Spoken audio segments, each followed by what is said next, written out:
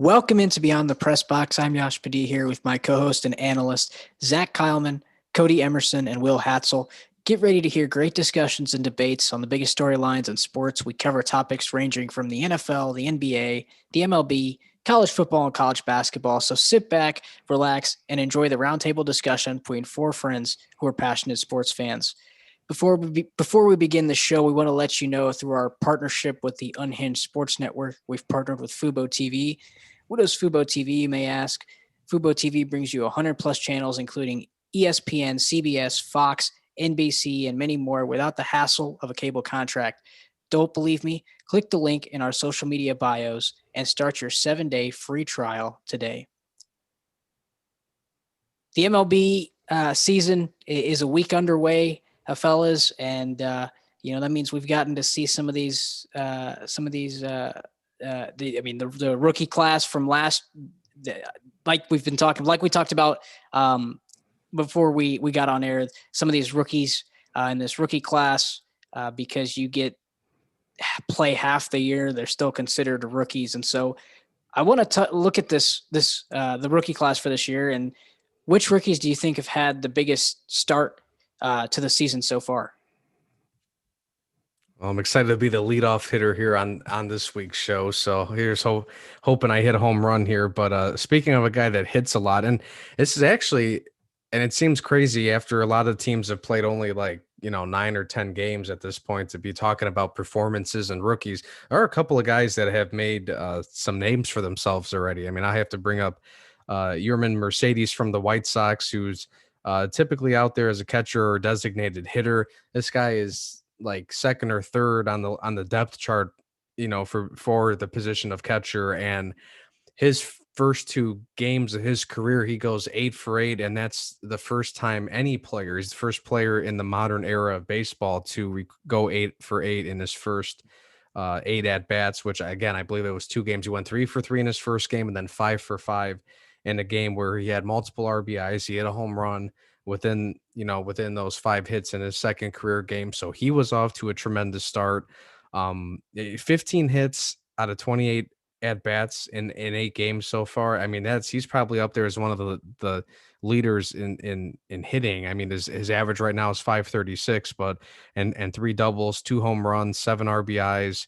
Has walked 4 times and has only struck out 3. I mean, I think that's very impressive too for a rookie. I mean, you see guys, especially when they're young, and I'll even bring up with the White Sox, like Eloy Jimenez. I mean, and I know he's injured right now, but like his 2 years ago, his rookie season, I mean, he flashed a lot of that great potential, but he was striking out quite a bit too. So for Mercedes to get an opportunity, and this guy wasn't even expected to make it out of camp in spring training. So he's been probably the best feel good story of Chicago baseball in the city right now, and where it's kind of been, and we were talking before the show, I've been kind of crabby with both teams. It hasn't been the ideal start, but Yerman Mercedes is definitely a guy that's a great story and a boost to the offense. Eloy Jimenez is probably going to miss the entire season, if not most of it, due to an injury suffered in training camp. So Yerman Mercedes gets a chance to maybe flex some of his power in his bat, and maybe you will continue to see him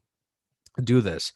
I'll bring up one more guy because you can't forget about the pitchers either. I think there's, to be honest, really one guy that has, in my opinion, really stood out, and he's only appeared in 4 innings because I believe he's a reliever, but he's already 3-0, and that's Connor Brogdon from the Phillies. He's 3-0. He's appeared in 4 games so far, 4 innings, has only allowed 3 hits, no earned runs, 1 walk, and 4 strikeouts. So, and teams are hitting a collective 200 against him. So, pretty good start for a guy that's, if in his first year of his career, first couple of outings, 3-0 and 4 appearances.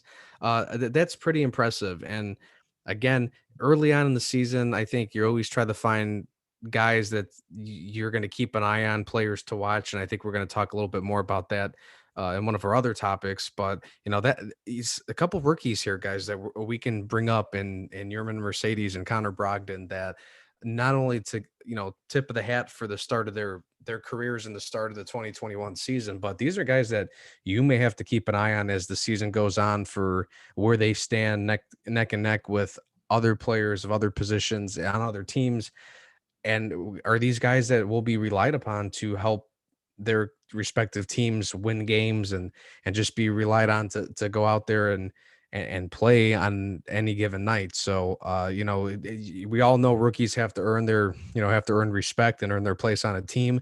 And I think these two guys are two guys that have really done a pretty good job of that here in the first week or two of the season.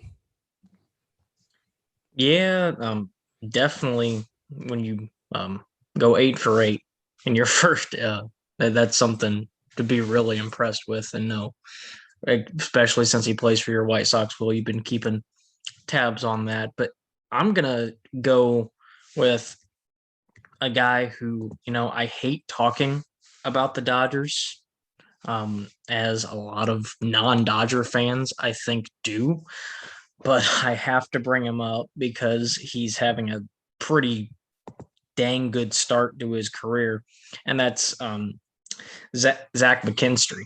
He plays right field. He started 9 games for the Dodgers, and he's hitting 321, has 2 homers, 10 RBIs, has only struck out 4 times in 28 appearances at the plate. So, and I don't know what it is about the Dodgers. They always sign that marquee free agent too, and you're like, okay, well, whether they sign that marquee free agent or trade for a big time piece, you're thinking, okay, to get that marquee piece, you would have to give up some of your farm system. Well, they give up some of this farm system, but they have so much riches in their farm system, and Zach McKinstry is just another great example of this. I know Jock Peterson and Cody Bellinger, they won back-to-back Rookie of the Years a while back. So they're the rich keep getting richer, as we like to say in baseball. And so Zach McKinstry's one to really keep your eye on. Another one who came onto the scene a lot last year was Randy Arozarena from the Tampa Bay Rays. He's having a solid start. No, a lot of people are probably expecting a lot more power out of him, but I mean it's not the end of the world if he doesn't, belt. He set the record, I think, for postseason homers last year. And he has got it right here. Just 2 homers so far and only 5 RBIs.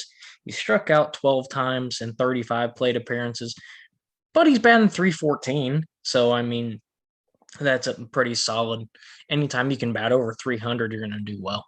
So he's another one to keep an eye on.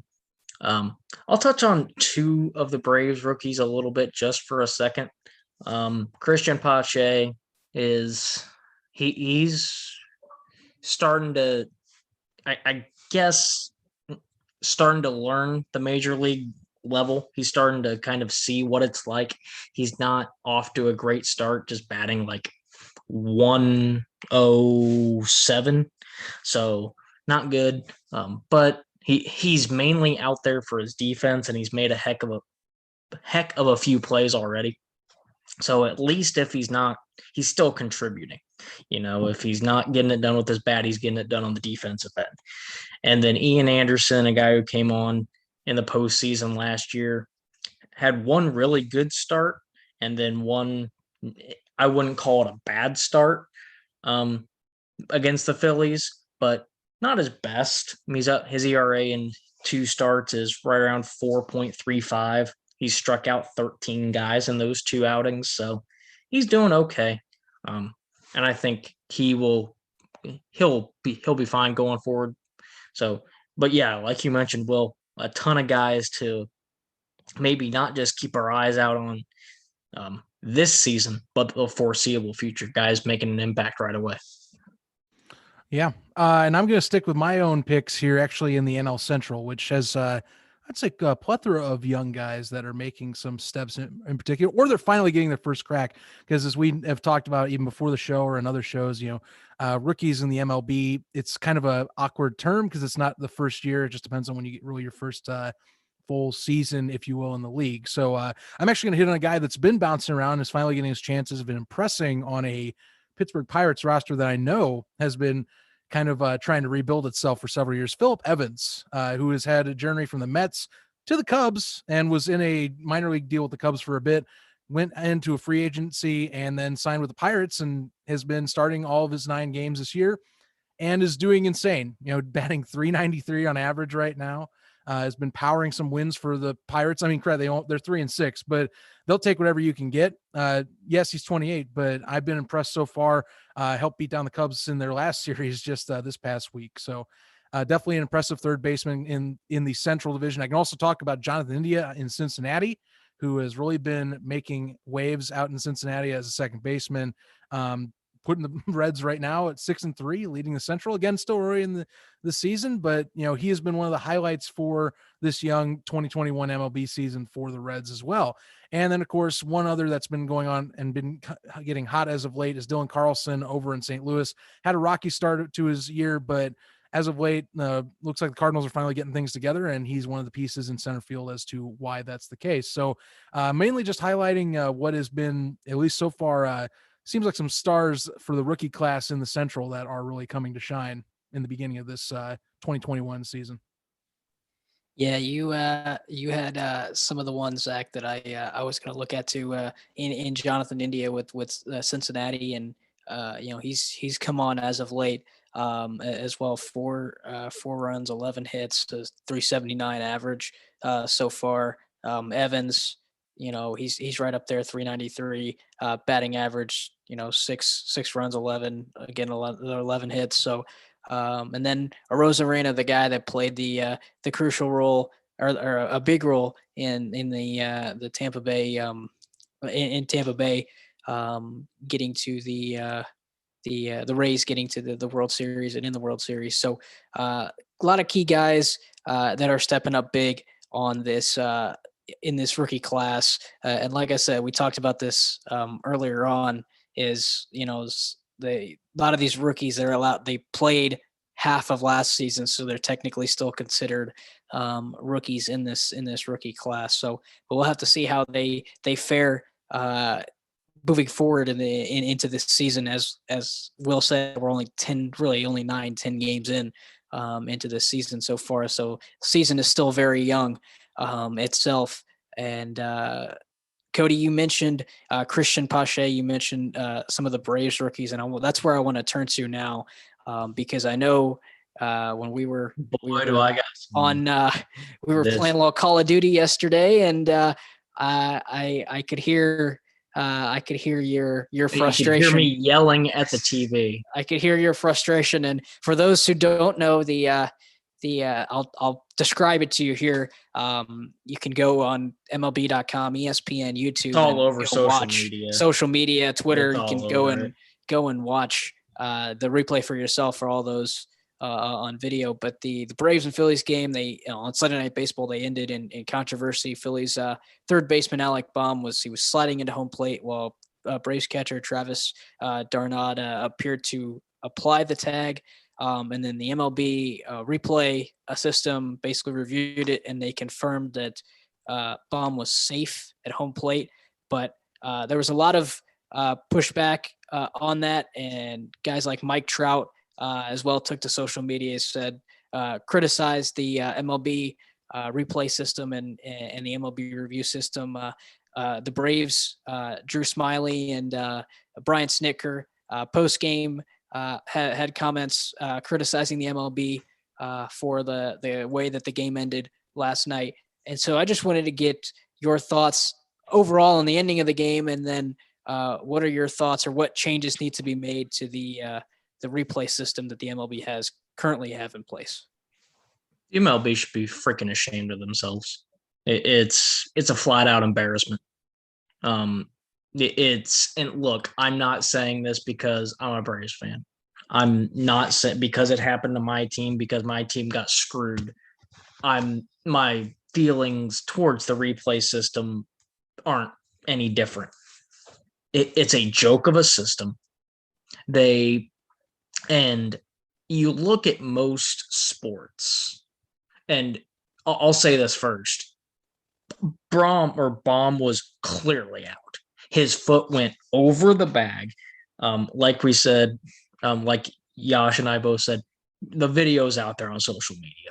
Just type in Braves Phillies ending or whatever, and you can clearly see that there's multiple angles of his foot going over the back. He never touched it, and Darno applied the tag, and that's what won the Phillies the game. That was in the top of the ninth inning. The game was tied at 6. This was on national TV, so the entire world could see it. It ticks me off.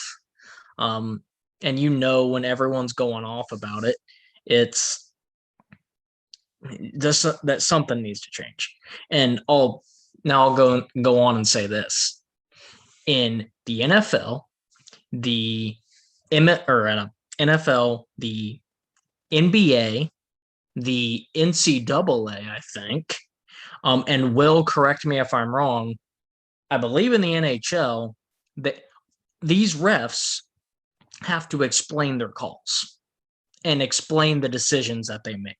So you hear the NBA when they go and review a call, the ref, when they make their decision, goes over and says, this is what we saw, this is why we are overturning it, or this is why we are not. MLB, they don't have to do that. The MLB, the umpires, which the umpires the home plate umpire is at fault too, because he should have called him out. But the people in New York or whoever the hell's reviewing the play, they don't have the umpires don't have to explain it. The people in New York don't have to explain it. And it was in this article that you gave us, Yash, the ESPN article. It was saying, trying to go through here, and there was a quote in here by the MLB. I can't remember where it was, but it was saying something like that there was no clear evidence, or here it is. The official ruling from MLB stated that the replay official, quote, could not definitively determine that the runner failed to touch home plate prior to the fielder applying the tag. That's complete bullcrap. When there's just 20 different angles. So I don't want to hear that baloney. I don't want to hear that excuse. It's a downright shame. And people have been calling, you know what, if it's going to be this bad, just don't have replay. I don't know what the alternative solution would be, but it's got to get corrected. And as I was mentioning before the show too, for baseball fans that know this, the Mets actually kind of had a similar situation about a week ago, where one of their players didn't attempt to get out of the way of a pitch inside, which by rule you have to do, and it hit him, which caused the game-winning run to score. And they went to replay on that one and basically reviewed and said that they gave the Mets the win. So replay's a joke. In MLB, Rob Manfred should be ashamed of himself. It's a joke. I mean, you have Justin Turner, Mike Trout. Everyone was saying that the Braves got robbed. And it's just a damn travesty, if you ask me. I don't know. Like I said, I don't know what the solution is, but something needs to happen, because MLB, you're a joke right now, is in your replay system. Ooh. Wow. All right then. Dang, I'm stepping in here just because I just wanted to say something, because you know what, this is something with replay that I believe comes up all the time. I will say, first off, the MLB's replay, I don't know how they still have gotten it right. I think it just plays into the league being behind, it seems, at times, with other major leagues and modern innovation, or at least trying to implement modern innovations into the sport, just myself. But yeah, they didn't get that one right. You know what this takes away to me, almost like kind of like the technicalities or misplacement of rules. Like, I think of almost this in terms of, like, say, the pass interference was never called in the Saints Rams game, in terms of, all the evidence is there. but yet somehow it's not called. And even, we could have had that reviewed, and we tried replay review in the NFL for pass interference. And then, we saw that fail. So I look at a ruling like we see with the Braves and Phillies, and I just, somehow we still can't get this right in sports at times, even when we have the camera facing right on the evidence itself, and the evidence is pretty much smacking you in the face saying, hey, this is a rule, let's change it. So, baseball, it just drives me nuts, because not only do you have that with calls like what happened there, but where's the explanation? It's not showing up. And that needs to be something that gets changed over. But I think it's also, again, it's for some reason, and I know that the MLB kind of gets this flack for this at times, and I'm just also just mentioning it. It just seems like it's one of those things where, okay, well, that could have been part of the response. That's just a thing where they put in replay only a few years ago, and now it's like, oh, but we weren't told we had to do this Sure, part even of it. in alternative, with the point that Cody brings up with all the other leagues and how they're explaining, their refs or referees are explaining the decision. Even in the alternative football league, Zach, with the XFL, you remember, Right. You had a guy sitting up there with an Xbox controller, and you could hear exactly what the ref was talking about when he made a call. I wish all sports were like that, but as it brings Cody's point in particular, though, it's the thing. It's like, to me, that just comes off as a league that still has that mantra where it's like, well, we kind of caught up with the cool kids, but we're not completely with what everyone else has at the table when it comes to like modernizing a sport. Which is, to me, it's just like, okay, it should be pretty simple to say, let's add an explanation so that we can, if the criticism's still there, that's fine. Let's not be all sneaky about this, but backdoor type of replay that shouldn't exist anymore. Like we're not dumb as fans, like we could tell if BS is BS is all I'm saying. I'd kind of like to hear. I'd love to talk to people and have this debate with people, and maybe some of you are in here, so don't take offense when I say this, but like I'd love to talk to the people and get their thoughts on this situation. The people that are adamant about keeping baseball with all of it, no replay system, no robotic umps in the future, no technology. We want this game to be full of human error still. I'd like to know how many people still want to see that, or at least not have any consideration for technology of replay systems, or at least something after that yesterday. And I wonder how many people that are Braves fans that are ticked off today because of that, but also feel that way. Look, the replay system in any sport, I think, is important to have, because human error, well, I understand that's how sports used to be played years ago before we had the camera technology and all this great technology that we have today. I understand that. But if you mean to tell me we have a way to change a call, that if it was the wrong call, or add a call that was missed in an important situation, in terms of like last night where, hey, this decided the outcome of a game, I'm all for it. And the MLB should provide some kind of transparency. Now, the umpires, they don't have mics. You literally just hear their legit natural voice if you're at the game, or through the crowd mics and stuff they have at the set in the stadium for the broadcast. So there's never really any conversation had or held by the umpires. So I don't know if that necessarily needs to happen, but the MLB should come out and even just acknowledge. I mean, because if you haven't heard anything from them, do they really stand by this call? I mean, they're the ones making the call. This is essentially like what they do in hockey. It's all NHL headquarters in Toronto. They're reviewing the replay, and they're bringing it down to where to the officials calling the game in whatever city, whatever stadium it's being held in. So like, and most NHL teams play in the United States. So you're talking about HQ in another country, and I know Canada borders us. It's not like across the globe, but I'm just saying we're finding out in another country, and they're usually getting the calls right. And yes, Cody, you are correct. They do give an explanation. Now, it's kind of, it's I would say it's pretty similar to the football. They don't talk to you for 5 or 10 straight minutes Right. on every detail, but they at least acknowledge, this is what was found on the replay. I mean, it's funny, ironically enough, on Saturday, there was a big replay during a Hawks game. They scored a goal. They were reviewing two things. One, did the puck actually get crossed the line into the net, and also did one of the Hawks players interfere by hitting the goalie.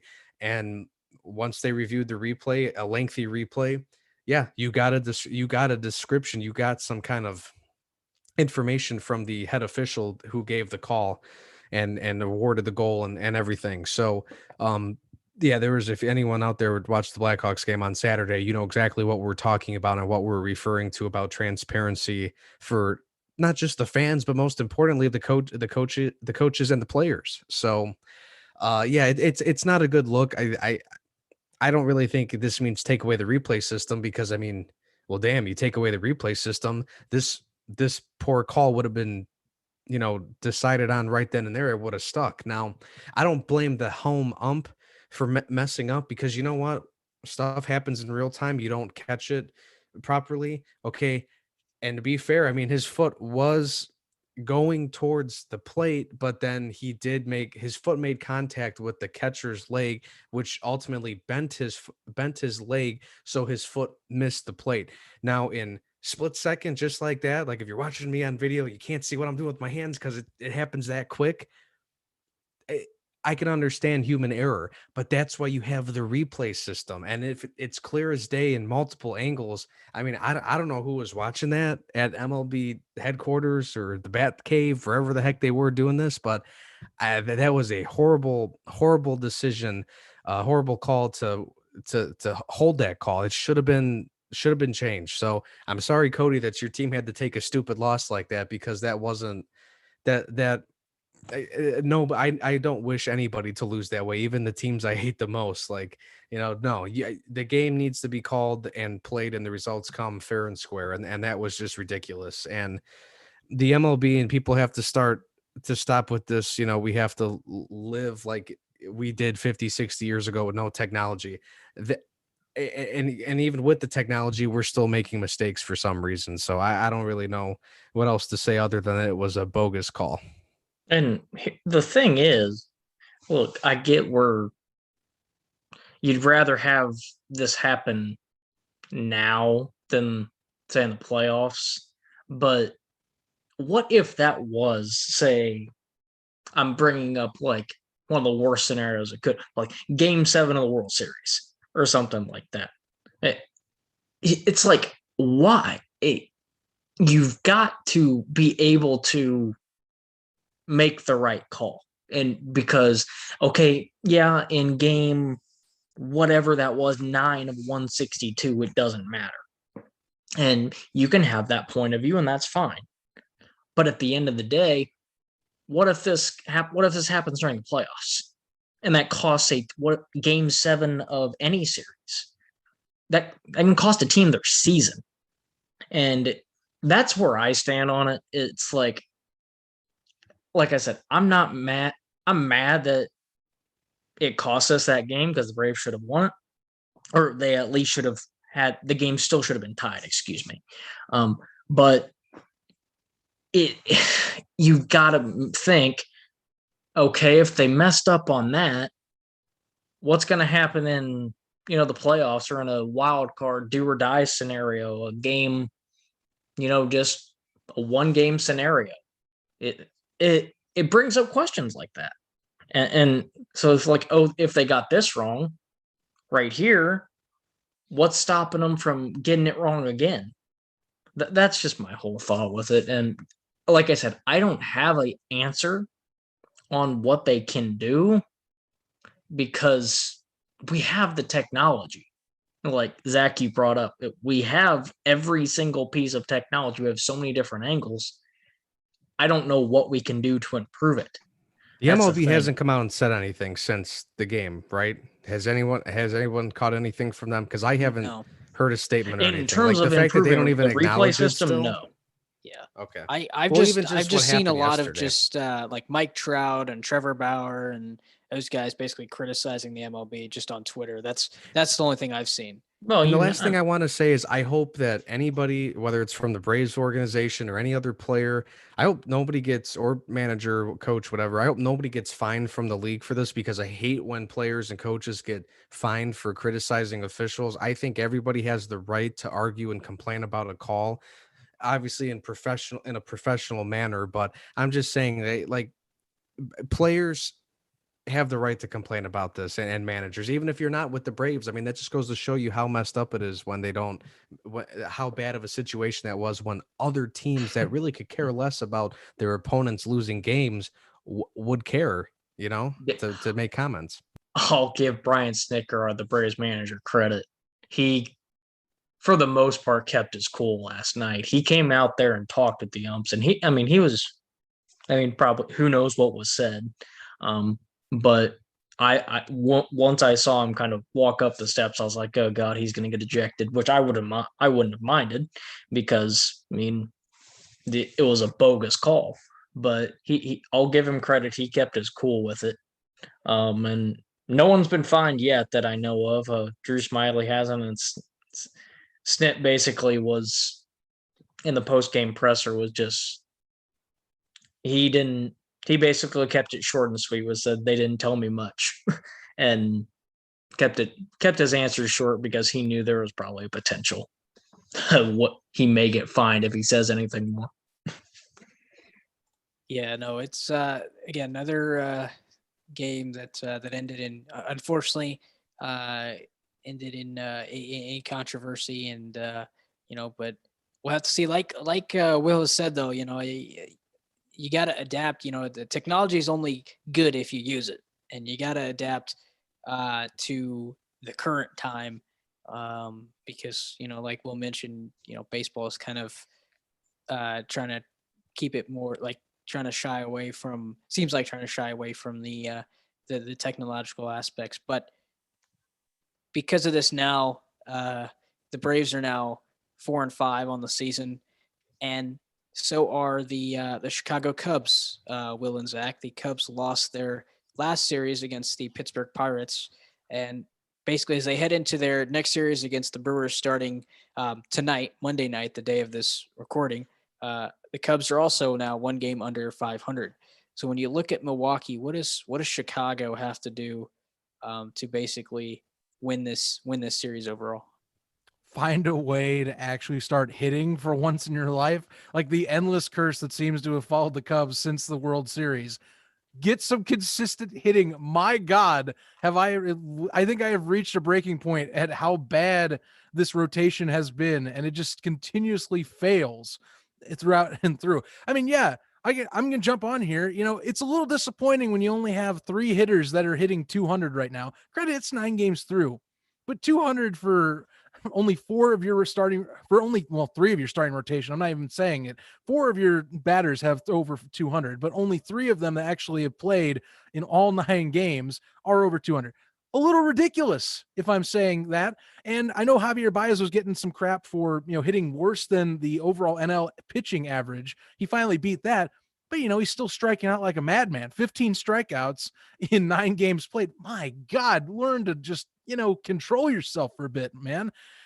It feels more and more like we really are heading towards a massive rebuild at the end of the season. Now, it's 9 games in, so I can't completely go off the rails. I mean, pitching has tried its best at times to keep the ship afloat. Jake Arrieta 2-0 so far, 2.25 ERA through two contests, has looked like himself from back in his glory days with the Cubs.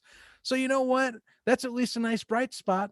But that doesn't mean the entire pitching staff's holding its own. Zach Davies had a god-awful outing against the Pittsburgh Pirates this last series too. So, I mean, and we were expecting Davies to at least step in and provide a little bit more support as a better rotational piece. He's been okay. But the batting, it's really just the batting. This has been a plaguing issue for the Cubs ever since 2016, and it just continues to decline. And I'm getting so tired. I don't care if it's Joe Madden or David Ross that's sitting there as that bench manager who's saying, well, hopefully it clicks later. Newsflash, it hasn't clicked in like 5 years. I don't think I'm going to be buying in anytime soon that I'm going to be seeing this batting click anymore. I'm ready for something else. I don't care if you're importing people from Japan or whatever to get batting coaches. Something ain't working. I don't know what it is, but maybe it's just about time that it's going to reach, the boiling point to move on. If we're talking the Brewers, that's really it. Just find a way to get some hits. It's so simple anymore. I know it sounds like I'm oversimplifying in baseball terms what I think this should be, but for the Cubs, it's just one thing. consistently plaguing the Cubs. Defensively, many of these guys on this roster are excellent defensively. They have some of the best defensemen in the MLB in terms of outfield or infield, you name it. Pitching has been iffy for the last 2 seasons, but for 5 years, the batting has just continued to decline, and it just keeps to be a trend that the Cubs just can't shake. Maybe it's the next curse of the Cubs, post World Series, but it sure seems like that we just can't shake any way of finding some sort of consistent at plate action. So you know what? That's all I got. Find some hits. I don't have much more to say beyond that. I knew the pitching was going to be sketchy at the beginning of the year. I knew that going in. I knew that the defense was going to be consistent for the Cubs because they have defensive pieces that are excellent in wherever spot they're at. Batting's still the problem, and it continues to be the problem. And I'll gladly keep repeating that and just slowly spiral out of control as we keep doing these shows, because that's all it's going to be until I'm proven wrong. And David Ross finally says, oh yeah, it's clicking now. It's not clicking. That's what I'm telling David Ross and whoever's listening. It's not clicking. That's all I can say. Hey, Zach, did you mention that the hitting needs to improve? I my don't know if I God, caught that what? or not. I think we're pathologically agreeing on something. Yeah, the great minds think alike. You know what, Yash? Here's the thing. You're asking about what they need to do against the Brewers. I think your question needs to be altered to what they need to do the rest of the season, because this has been a long-term issue with the Cubs. It doesn't matter if it's divisional games, it's not, against certain teams. It's not just so it doesn't just so happen when they play away from Wrigley Field. This is a consistent day after day, week after week problem for this organization, literally since 2017, since the following season after winning the World Series. So my thing is just don't play down to your opponent. I really don't understand why, you know, Cody's Braves have an excuse for their loss yesterday. They got screwed over. What did the Cubs have an excuse for their last 2 losses in a row? No, they got their butts kicked, and it also Don't didn't help lose to that the the pitching Pirates. staff. Yeah, it also didn't help. And Zach, I agree with you that Jake Arrieta has been pretty solid so far. The best pitcher out of anybody, whether they're in the rotation or coming from the bullpen. Arrieta's been the most solid so far, which is great to see. I hope he can keep this up. But I tell you what, they got smacked the last 2 days, and that's courtesy of Zach Davies, whose ERA inflated to 11 yesterday, or 2 days ago on Saturday when he pitched. I mean, he got knocked out of that game within like 2 innings. Trevor Williams knocked out of the game after a few innings. I mean, the fact that and yesterday Javi Baez hits a solo home run in the top of the second to get the Cubs going early. And it's like you would think that would have picked up and gave them some momentum. No, if anything, Trevor Williams goes out in the bottom of the second, and all of a sudden, one guy on base, 2 guys on base, bases loaded. Oh, I'm working at home yesterday. I come back after doing some reports, and I go back to the TV, and I'm like, oh, now it's 7-1. It's like the scores are just ridiculous. They're not even in the games. They're not even in the games because the last couple of starting pitchers have pitched poorly. And then, getting back to the hitting. Okay, we can make fun of Javi Baez for being the strikeout king as usual, but the guy's got 3 stolen bases already. He's got the highest batting average on the team, 242, which is also another scary thing. I'll talk about that in a second. But Javi's also got 3 home runs and 6 RBIs. So, 15 strikeouts is ugly, but Wilson Contreras is there with 11 strikeouts to Jock Peterson, 11 strikeouts. Jock Peterson disappoints me because he had a hell of a spring training. He had a couple multi-home run games. I mean, I even drafted him in my fantasy baseball draft with some of my old college buddies because I'm like, okay, this guy might be a steal maybe for a bounce back year, different organization. And the guy actually just released them off of my team yesterday. The guy has just been abysmal. Everybody's been abysmal. I mean, Anthony Rizzo, 4 hits at 30 at bats. Chris Bryant, people claim he had a hot streak. I mean, he's hit decently here and there, but I mean, okay, he's not doing anything too tremendous. I mean, he's hitting 233, but there's like only 3 or 4 guys on the roster that are hitting over 200. I mean, that's pitiful. That's abysmal. And I know last week we said don't panic. And I don't think I'm not ready to hit the panic button and have the alarms go off and, run out of the nuclear reactor thinking it's going to blow up. I mean, I'm not doing that just yet, 9 or 10 games into the season, but it's really scary to see that we're not just coming up short. They suck. I mean, they suck. That's literally what it appears to be right now. And my closing remarks on this topic is going to be this. And if anybody's listening to this or watching on our YouTube page, which by the way, check out Beyond the Press Box, like and subscribe on YouTube. We're now on video mode too, so you could see our ugly mugs and see me crying on the damn podcast every week. But anyways, anybody that if I'm attracting any fan base over here from my personal show, Windy City Sports Talk, the last couple of podcasts I did in the off season talking about the Cubs was defending the players and being upset that the Ricketts family just has no interest in re-signing and paying any of these guys. I'm starting to kind of step away from that side of the opinion, and I'm kind of going towards the middle, waiting to fluctuate either left or right, because look, this has been an ongoing problem, not just for this year, not just from last year, but from 2018, from 2017. This is a 4-year problem, ladies and gentlemen. So something's got to give. Somebody's going to have to maybe get traded and acquire somebody else. Somebody made a good point on ESPN 1000 the other day.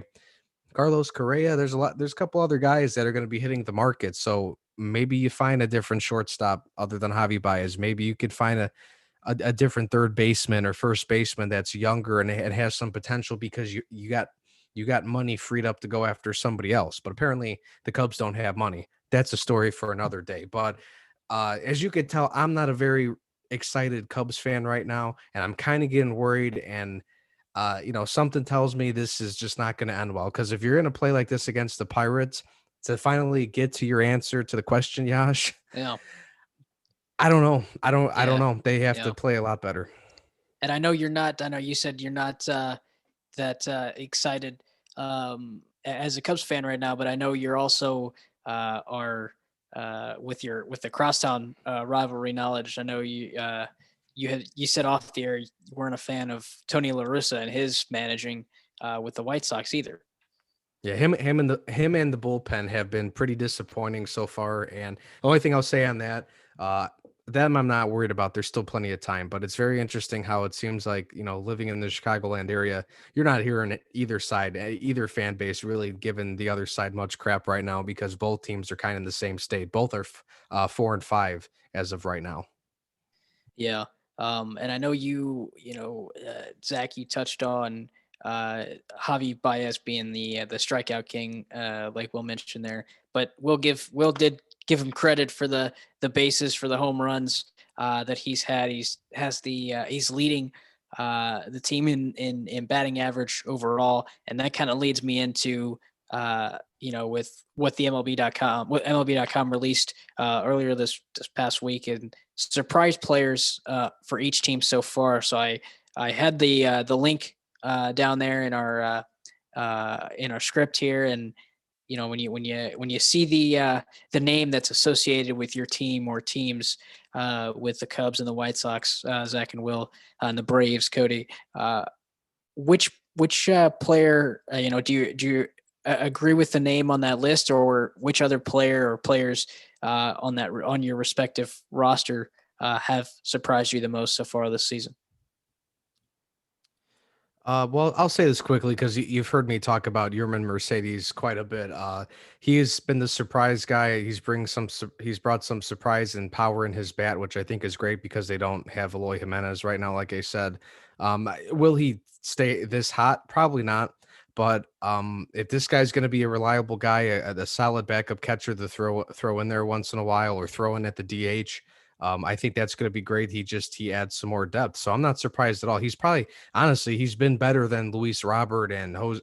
Maybe he's been playing up to maybe like Jose Abreu, who's had a couple of grand slams already this season too. So yeah, I mean, he is not only one of the biggest surprises, he's arguably the best player on the team right now. And quickly for the Cubs, it's Jake Arrieta. I mean, Zach said all great things about him. I mean, 2-0 to start the season, kind of looking like his Cy Young winning years when he was with the Cubs in his first stint. So 2 wins. And again, you want to see a pitcher go 6 or 7 innings. And so far, Arrieta's been capable of doing that. So those are, in this article, I totally agree with the 2 surprises for Cubs and Sox. I don't totally disagree with the Braves selection here of young. I'm gonna learn to pronounce his name one day. I promise. I've brought him up multiple times on this, and I've watched enough Braves games where I should know how to pronounce his name. It's Husqvarna. I'm gonna go with that. That's my homework assignment for the week. I'll learn how to pronounce his name and I'll report back next week. But he's in 2 starts this year. Now, he hasn't gotten a decision in any of them, but he has pitched pretty darn well. And he's going tonight against Miami. So, and the day of this recording being Monday. So I wasn't quite sure, we're kind of going with a 4 of our starters, and then he's kind of a long reliever / low starter, I guess is the best way to describe it. But he's pitched phenomenal. I mean, not allowing a run yet, knock on wood. Let's that continues.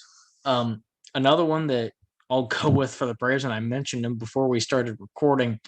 Good Lord, the resurgence of Pablo Sandoval. I to put it in perspective, Pablo Sandoval has 2 home runs this year. That's already more than he had all of last year. The Braves bench has 3 pitch hit home runs already. That's all more than they had last year. Pablo Sandoval and the Braves have some hard pronunciations on their team, and I will get I'm not even gonna try. There's another guy who's hit a pinch hit home run. I'll try and pronounce these guys. Look them up, their pronunciations, and get back with you guys next week. But I'll give the surprises. I agree with the Iona one, and I'll just go to the Braves pitch hitters. That includes Pablo Sandoval and a lot of other guys. They've stepped up in a big way. When a pitcher needs a break, we can easily say, "Hey, Pablo, go out there and smash a home run 450 feet for us, please." And he's like, "Yes, sir." And he's done that this year. But it's been fun. But yeah, I kind of agree with the Iona selection, and got to give some praise to the Braves pitch hitters as well. Look, Will said it best. At least we're switching to the Cubs. We're talking about them. Arrieta does fit the bill. I would stick with that choice for the most part. However, if it's not Arrieta, Craig Kimbrell has looked like he has come back. I'm telling you right now, I have been impressed. 2 saves already through 4 2/3 innings, 9 strikeouts.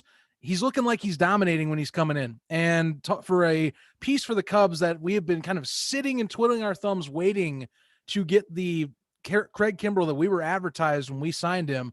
Well, at least that we were hoping when we signed him, I'll say. It looks like things might be paying off now. And this is what kills me more when we talk about the Cubs batting woes, because my God, I mean, if you have a bullpen that somewhat can hold up on its own, especially if Kimbrell's holding there, Alec Mills has fit in very nicely to their bullpen too. I mean, Jesus, just get some hits. There's pieces defensively the Cubs can hold down games, and Kimbrell being back to a level that he was in his prime, in more of his prime, in the mid 2010s. I mean, that's something that the Cubs have been needing as a dominant closer really, really for some time now. And I think that having him on that roster, having Arrieta back to what he looks like is his potential Cy Young self, being able to stand out there, those are 2 of the biggest surprises for the Cubs right now, is that they have a pitcher that signed a 1-year deal that wasn't supposed to be the main guy on that rotation, that we weren't expecting to do much, but has come out and shined, and a closer that has looked like he's been down and out for 2 years and now appears to be back to where he should have been. So yeah, give me both those pitchers that have really surprised for the Cubs, and are ones that if I have any hope for them to, get back and not give up easy series to, like, say, Pittsburgh, they're 2 pieces that I think help the Cubs at least be anchored down and ready to take on the NL Central still. Well, let's hope. I know, Will, you said don't hit the panic button yet, but we shall hope that David Ross can right the ship and This can. close. This close. Oh, I'm about No. to snap. Yeah, you're. That's understandable.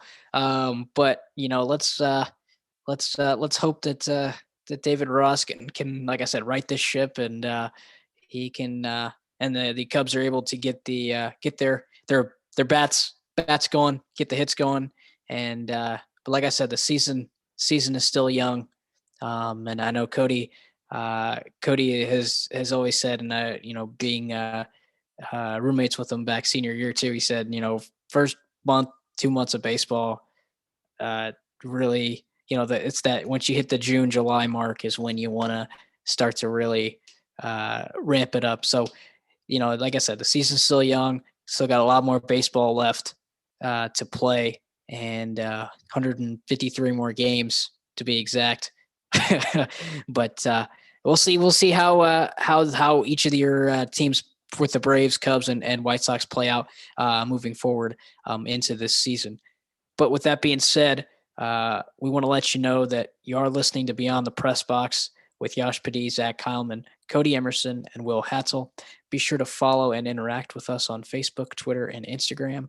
To listen to more great episodes, subscribe to our podcast on Anchor, Spotify, Google Podcast, and Apple Podcast. You can also listen to us on the Unhinged Sports Network. Just head over to unhingedsn.com to listen to us and check out other great podcasts that are featured on the network. Before we get back to the show, we do want to let you know that through the Unhinged Sports Network, we've partnered with Fubo TV. What is Fubo TV, you may ask? Fubo TV brings you 100 plus channels, including ESPN, CBS, NBC, Fox, and many more without the hassle of a cable contract. Don't believe me? Click the link in our social media bios at Beyond the Press 2 on Twitter and Instagram, and Beyond the Press Box as our Facebook page, and start your 7-day free trial today. We touched on some baseball earlier, and now I want to switch over the NBA. The NBA regular season is coming down to the wire, to crunch time, and the NBA just revealed its latest power rankings for teams. So I just want to get your thoughts before we dive into some NBA news and NBA talk. Just kind of get your thoughts. And I know Zach loves talking about power rankings, and so wanted to touch on those. Kind of get your thoughts on where your team ended up, and do you agree? Do you disagree? How do you think the power rankings have stacked up? Well, it is what it is with the Pacers right now. This I'm not a big believer in power rankings and whatnot, but and how they fare, who is the actual best team or whatever. The Pacers are slightly below the middle at 18th. I kind of think that's where they belong a little bit. It's weird. The Pacers just can't get out of their own damn way with injuries. Miles Turner's out right now. Sabonis was out for, I think, a few games. Obviously, TJ Warren's out. Brogdon was out for 2-3 games. But the Pacers are 3-1 in their last 4. They're 25-27. They are just 3. I believe I looked this up earlier. As bad as that record is, and it's a topic, guys, we've brought up on this show so often. The East is just so damn bad this year that you really look at it. Yeah, the Pacers are 25-27, but they're only 3 games out of the 4 spot. And they sit 9th in the East right now. They're a game out of the 8 and 2 games out of the 7. And 2 games tied for 6th. So as up and down as it's been, they're still right there. Thoughts were maybe do the Pacers tank for a better draft pick or whatnot, but I still think Karis LeVert's come on strong. He dropped 34 points in a win last night. They play the good old Clippers tomorrow, and that means we get to see Paul George. So we'll see how that goes. But I mean, I kind of agree where the placement is. They're not in the top half of the league. Got to do some, get on maybe a big win streak if you want to get back up there. But I mean, at the very end of the day, I don't care where the Pacers are in the power rankings. I care where they're at in the NBA standings, and they're keeping themselves in it, and that's all I can say right now. Look, I mean, right behind them is the Bulls, but honestly, Chicago, one thing they were going to run into, even with the Nikola Vucevic trade, was that they had the second most difficult schedule left on for any NBA team. And it's kind of shown. They've run into a buzzsaw a little bit at times. And they're also inconsistent still. I mean, credit Nikola Vucevic with Zach LaVine has been a dominant force on the court, or just when it comes to having at least one on the floor. But when you still are the second worst team in turning over the ball in the NBA, and you still cannot play defense as consistently as you need to be in the second worst end of schedule for the year. Yeah, I mean, that's kind of, I understand where they're at right now. The Bulls, if they can hang on for the 10th seed at this point and maybe get a shot at a playoff, tournament seeding, why not? That's kind of where I am anymore with them. I'm happy that they still happy with the Nikola Vucevic trade and that they picked him up. And I've liked what I've been seeing. Markkanen's been playing a little more consistently as of late. So that's also nice too. So you get a bit of that boost, but overall this unit needs a few more pieces that I think gel better with the two main stars on the court. I'm at least happy that LaVine and Vucevic are getting better as a duo, but that ranking makes a lot of sense. They're not ready to, I say, go big time, but pieces are at least fitting in where they need to. And at least for the short term, what the Bulls front office wants as success, it's there. So it fits perfectly. The Bulls, I think, definitely are on the lower end of the spectrum for NBA teams, but they're getting better. I think overall year over year, they've been getting better. This year, I think they've made a lot of great steps toward in the right direction. They're more competitive than they have been, and it's shown. And this trade has definitely helped that no matter what, even if it has not given the exact returns as maybe some of our fan bases wanted, where it's instantly we're jumping up to say past the tournament status. At least in my eyes, we'll be in the tournament and we'll be one hell of a force either way to at least get to a playoff berth. Well, now if the playing tournament started today, it would actually the Bulls and the Pacers would be playing in that 9-10 game. So yes, indeed. Honestly, that might happen. It seems like the Pacers and the Bulls have been neck and neck quite a bit. The only thing they're good at is being next to each other lately, and in terms of power rankings or even the standings. I will say I'm pretty disappointed in the Bulls, and I just don't really feel like I have these high unrealistic expectations. Now, to be fair, okay, I get it. When you basically retool half your roster in the middle of the season, it's tough for a coach. It's tough for the players. I mean, when Vucevic first came to town, the first couple of games he played. Now, I know LaVine had an ankle injury, a nagging ankle sprain, but even LaVine's dominant numbers went down a bit. Now, I know he just dropped 50 against the Atlanta Hawks on Saturday, or Friday. I'm sorry, a couple of days ago, right before the weekend started. He's finding his form again, but it seems like this team, it's like, okay, they got better, but they're not showing it yet. I mean, they're just not. I mean, you look at a team like the Phoenix Suns, who are number one in the rankings here, and yeah, they have a pretty good team. Okay, yeah, Devin Booker, Chris Paul still got it, but ultimately, we'll see what they do in the playoffs, or we'll see what they do when they stack up against some of the other big teams and the other big boys, the other superstars in the league. I don't truly think they are the best team in the league, but they're efficient. Okay, they're efficient on offense. They're one of the best teams in terms of points per possessions. I mean, I could get real technical on what they do offensively, but I'm here to answer the Bulls.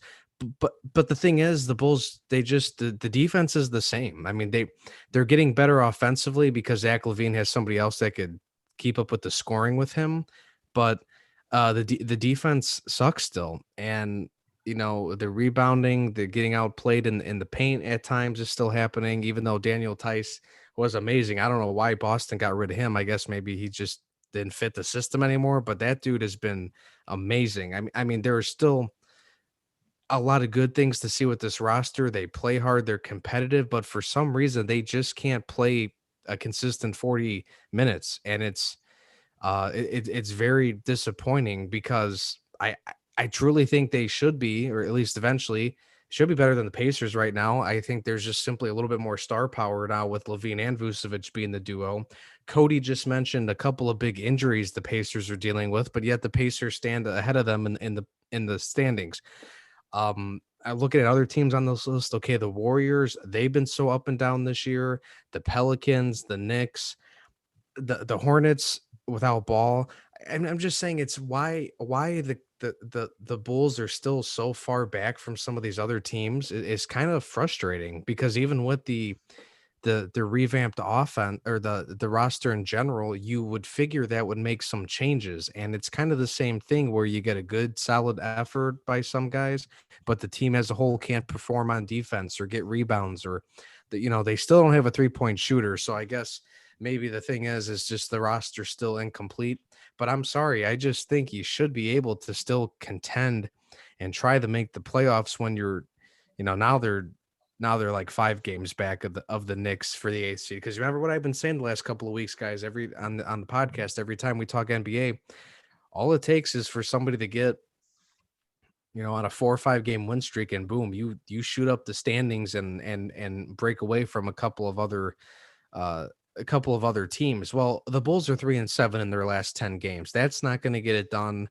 And the Raptors have kind of been a little bit resurgent of late. They're still kind of a bad team, but they're only a game back from the Bulls. I'm just saying it's sad that the Bulls, with the roster they now have, are still very close to the Wizards and the Knicks and some of these other teams that I don't think they have the star power that the Bulls have. And not that the Bulls have a LeBron James-esque player, but I'm just saying you got 2 solid guys that could form a dynamic duo, and they're starting to play like that. But overall, and maybe it's Billy Donovan, maybe the coaching hasn't been the greatest either, but either way, I don't have a problem with where they are in the power rankings. I'm just disappointed that they're there, because they truly deserve to be there.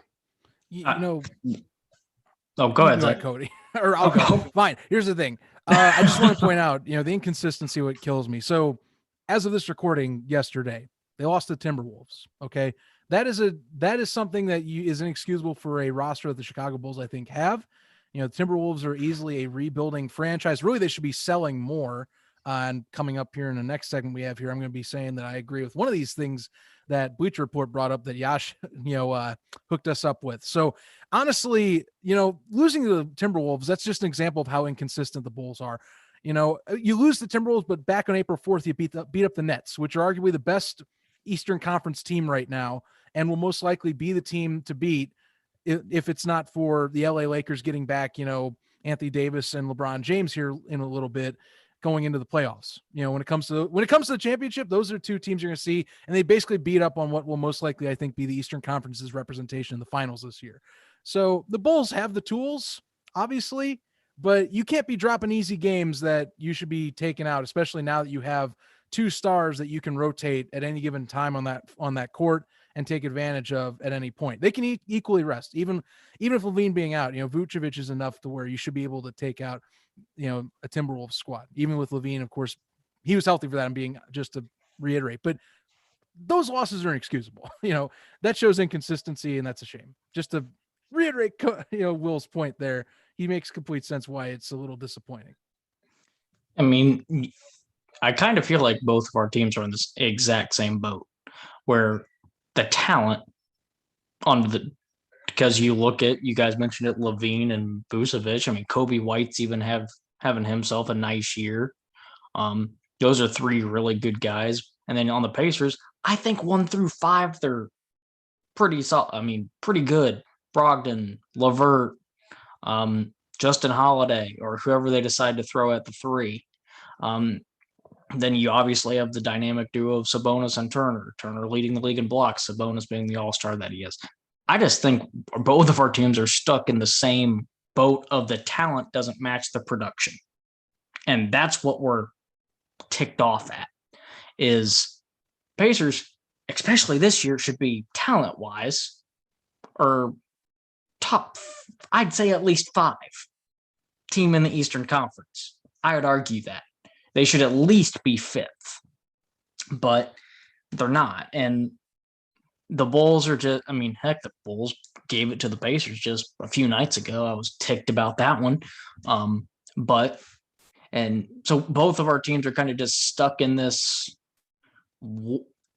It's kind of a confusing time because you see all this talent, but on the other hand, it doesn't play itself out on the court. And we're like, okay, why did we go out and get all this talent if it's not going to, work itself out on the court? That's kind of where I feel where the Bulls and Pacers are very eerily similar.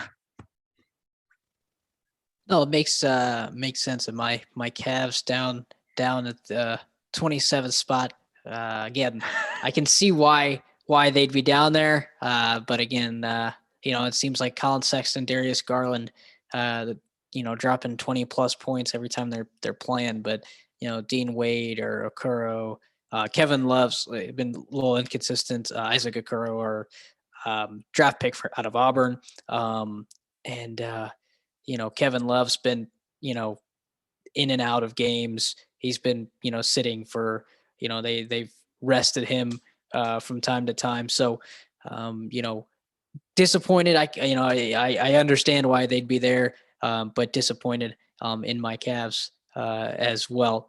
But it's Zach, it's funny you bring up and Will too. You bring up the Bulls. Levine had 39 points in the first half a couple nights ago. So Levine really shouldering the load there with Vucevic for the Bulls. But I know a couple of episodes ago, I how much I love to talk about trades and yes, we do. Zach, you brought up that Bleacher Report article that I gave you guys up here, and I know Zach, you were adamant and you were hoping, you were talking about trading Kobe White for Zion. Or not Zion, sorry, for what am I saying? For trading Kobe White for Lonzo. We landed Zion. Bulls I'm game. Yeah, I'm set. not gonna argue. That is my fault. I was I meant to say Lonzo. I meant to say Lonzo Ball. I did not mean to say Zion. There, yes. I done goofed, but it's okay. Hosts do that sometimes. Yeah, hosts do that sometimes. We just carry on. But you look at some of these trades. The Bleacher Report put out a list of potential offseason trades that NBA fan bases, quote, wouldn't see coming. And it features Kobe White, and it features him going to Atlanta in a trade for where the Bulls would get Cam Reddish, a 2021 second round pick via the Miami Heat, and a 2023 second round pick from the Portland Trailblazers. What do you make of Cam Reddish potentially being a Chicago Bull? Well, defensively, that would help is all I can tell you. Because I mean, Kobe White, I've seen some progress, but the way that the Bulls need to go, I almost feel like it's kind of, you might want to consider using him to move in the direction you want, which is that, as Will and I have stated in the last segment there, the Bulls badly need some defensive pieces to start shoring up the issues that they have against top tier opponents. They have the scoring capability, and maybe they need a little bit more, from beyond the arc, but defensively they are very much lackluster. And that is where I think that at the very most you need to build up, and White is a intriguing piece because he could be a great secondary scorer is what I would say, and if for someone that needs more of that offensive presence, I think that's what you can use Kobe White as a piece for, and get Reddish in if you needed. I mean, the Hawks definitely could use that, especially since they were trying to use that with Rajon Rondo. That didn't work out. You got Lou Williams now. I don't know if that's going to work out completely. So why not get someone that is a little more of a youth? I am more focused on, by the way, as I hinted, the one that makes the most sense in this list, let's go down to the one as we're following along, boys and girls, to New Orleans and Minnesota. Because here's the deal. I think Minnesota needs to stop fooling around, figure out something, hit a reset button, because it just seems like they're trying to build on something that's not working. Karl Anthony Towns, as much as he has given his time over in Minnesota, let him go somewhere else to play where he can maybe go compete if you want, and let the Wolves restart with Anthony Edwards as the centerpiece, as a young, up and coming, high potential rookie at this time, potentially rookie of the year, depending on how the end of the season goes and, how the voters feel between, LaMelo Ball's season, up until seasoning injury. I think this makes a lot of sense. And not to mention, for what the Pelicans have, getting Steven Adams, getting an Eric Bledsoe, if you will, those are pieces that, the Wolves could use, that it's a good transition, and they're veterans that would help out with the growth in a potential all-around star that the Wolves have. And like I said, for Karl Anthony Towns, Ricky Rubio in particular, get someplace they can go win and they can focus on winning. Because for Towns' sake, he has been stuck with an organization that's consistently been incompetent with how good this guy has been. Why not hit the reset button with a new ownership group that you have in Minnesota and roll with that? I think this is the one that I saw on this list that I'm like, if I'm looking at my chops, I'm like, this is a win-win for me, for both. And you have D'Angelo Russell out there too. So, that's all I had to say. But yeah. I'm just telling you, like, I get Kobe. I get the Kobe White one completely. Yeah. But if I'm looking through that list, like, well, yeah, I've been saying this too. Karl Anthony Towns, send him somewhere else. Get a reset. Minnesota, it hasn't been working. So, why are we consistently hitting the same beaten path when it's time to get off to a new fork, and you have potentially a future building franchise player on your roster that I think needs to get more time, and at least knows that they're on a roster that he's the centerpiece. Towns can go somewhere else and help assist at this point, and being a compliment to Zion Williamson won't hurt that much, to be honest with you. Oh, that would be a scary front court to have to deal with. I'm not even a fan of the Pelicans, but I think I would be a fan of watching quite a few games if Cat joined Zion over there. That would be amazing. And I'll stick with that one real quick too. Yeah, and we're going to talk a little bit more about Minnesota, so I totally won't spoil what's coming up ahead, but there's some other stuff happening that might make sense for them to hit the reset button and start from scratch. Look, Towns is a very good player. I think he's one of those guys who's going to fall onto a list of a very long list of guys that get drafted, and you think they're going to be the guy to change a culture, be the foundational piece. Doesn't totally happen that way, but definitely still has a nice lengthy career and can maybe find some success someplace else in a different organization, a different system, a different culture, and also just a different set of players. Him playing with Zion, I think they would both excel there together in New Orleans. Will that trade really go down? I don't know, but the Pelicans are going to have to do something with that roster, because all signs point to Lonzo Ball wanting to leave. Apparently the Bulls are one of two teams that he really wants to go play for. So I don't think he's going to find him. I don't think the Pelicans are going to find themselves with a whole lot.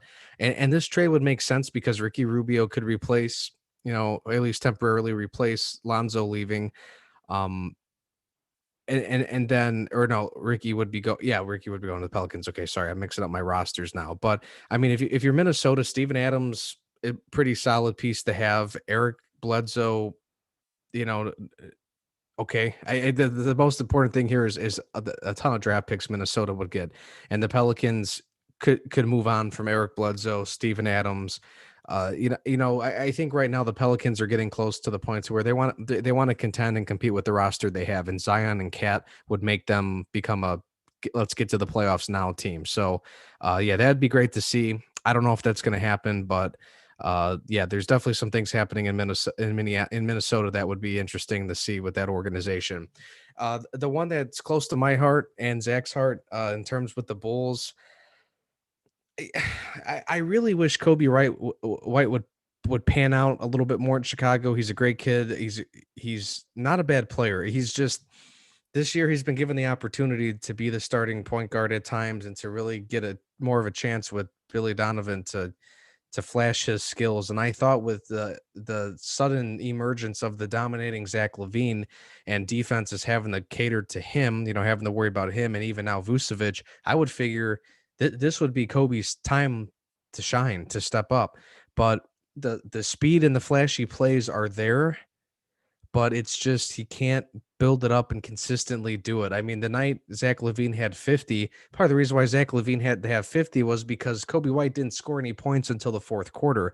That stuff can't happen. That's why there's issues with the team as a whole right now. But Kobe White, you're not going to be a starting point guard in this league if you're not going to score any points until the fourth quarter. So I think we're heading to that point where it probably wouldn't hurt. Obviously, I think the trade has to be right for Cam Reddish. I guess it makes sense. Cam Reddish has been at the same level as Kobe White. They're kind of, they make some plays here and there. They got potential, but they both haven't really taken off like both teams would have hoped for. Yeah, Cam may have some better defense, but I think if anything, I would even try to get a bigger, better defensive player, maybe in free agency, acquire somebody better. But I'm not against this trade. I would be a little bit worried that the Bulls then don't have a point guard. I tell you what, I'm kind of liking the idea of maybe Lonzo coming to town. I would say I'm willing to trade Kobe White if Lonzo Ball comes to town, because Kobe White, I think, it has enough trade value to get you something decent in return. And since there is still that what if, that question mark of if Kobe White could be a starting point guard in this league, still trade him while that question mark is still there, because it could technically pan out for you. You're not going to get a superstar or 5 first-round draft picks in return for him, but since there's still upside, it's not like the league's convinced he's not going to be good or a starter in this league for a long time. Since we're not there just yet, you might be wise to ship him off this summer and bring in Lonzo Ball, get another draft pick. I mean, I think be fair, I think you could get a first round draft pick for him. I think he's still got that much upside for being in the league like 2 years. I don't think you give up on the guy and write him off just yet. So I'm not against this trade. I would like to maybe see the market a little bit more for Kobe White. I'm interested in trading him. I'm just not sure I want Cam Reddish for him. So, but that might be the kind of level of type of trade you get in return for Kobe White. I'll go ahead and touch on these other two. Because Zach and Will, you brought up the Bulls one. I'll leave. Well, you're the Bulls expert, so I can't really say much on that front. And then that'd be the Pelicans one. It seems like they're giving up maybe a tad too much, but I mean, if you're gonna go full rebuild, then wouldn't blame them. So I'll touch on the other two in this article real quick, and that the first one being, which kind of boggled my brain a little bit, and it was the Clippers trade Ivica Zubac, Patrick Beverly, and Luke Kennard to the Boston Celtics, and the Clippers would get Kemba Walker and Tristan Thompson. Hell no, if I am Boston. You're giving up way more than Zubac, and with all due respect to Patrick Beverly, the dude's a really good defender, but he ain't nothing more than that. Luke Kennard, he's a flash in the pan shooter.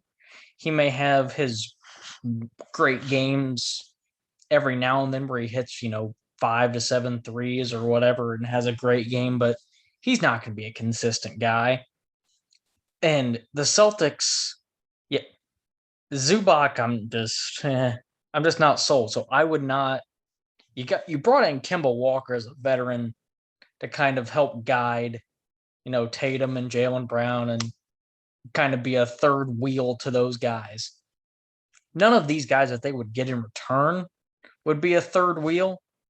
I mean, so if I'm Boston, I say absolutely not to this trade. And it's kind of the reaction is kind of summarized by this first sentence. It says, some trades send ripples across the hoops world. This might spark an outright shudder because this trade just, I don't think would make much sense. it says Clippers get their third. It would help. It'd help the Clippers. I just don't see how it would help the Celtics whatsoever. Celtics land their center. They have Tristan Thompson. Tristan Thompson's a good rim protector and a good rebounder. They don't need. I don't think a whole lot more than that. So, I mean, you with Kemba, Jaylen Brown, Jason Tatum, you don't need much more on offense. You need some guys who can defend, and Tristan Thompson is just that. So, absolutely not to that trade. And then the second one actually isn't, I don't think that bad of a trade, really. It kind of makes sense for both teams, and that's Golden State. They would trade Andrew Wiggins and James Wiseman, who we're going to talk about in just a second, to the Charlotte Hornets, and Hornets would send Golden State Gordon Hayward and PJ Washington. PJ Washington's,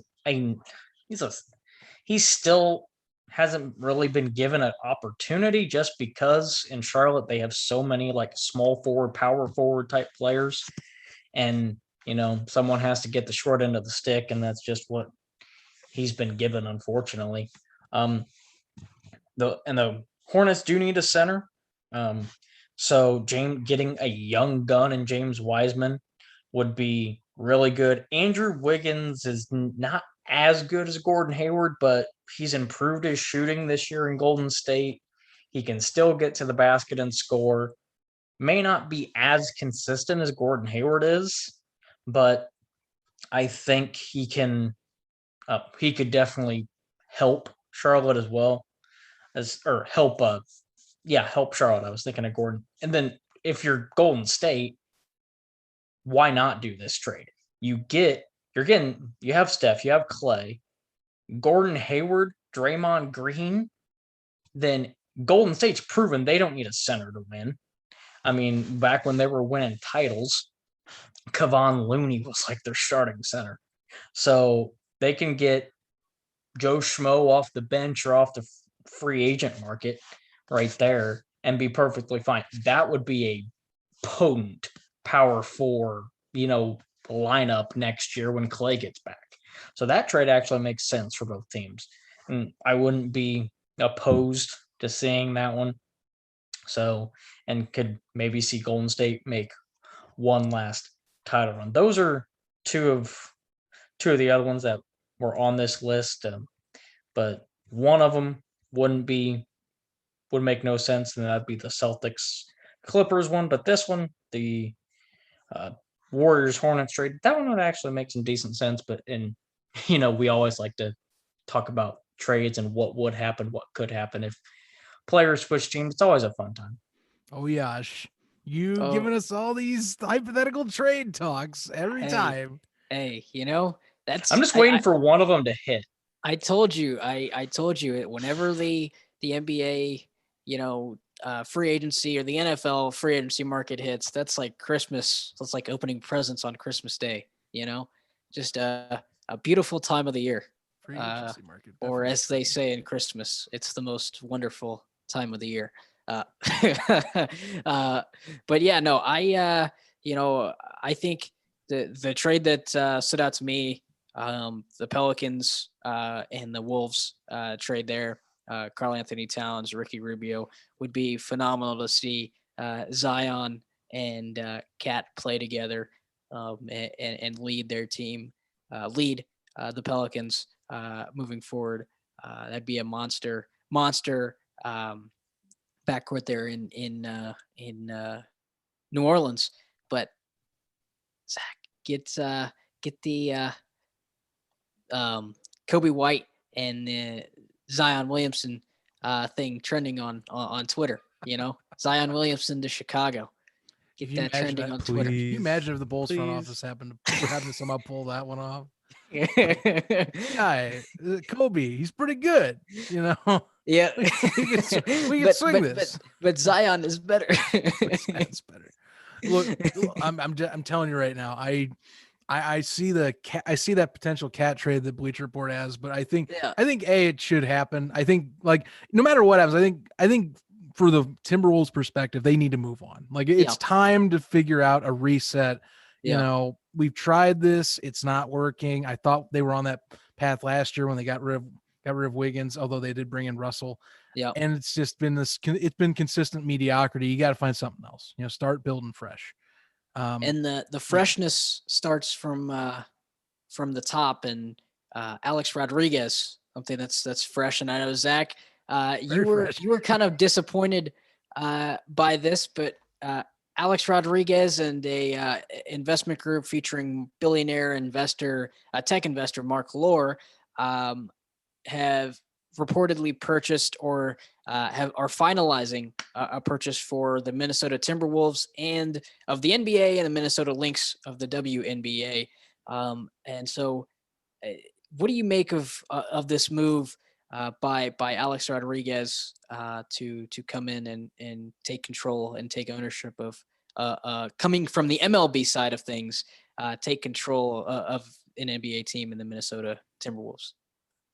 Yeah, well, you can go ahead. I'm not hopping the line for this. I'm waiting.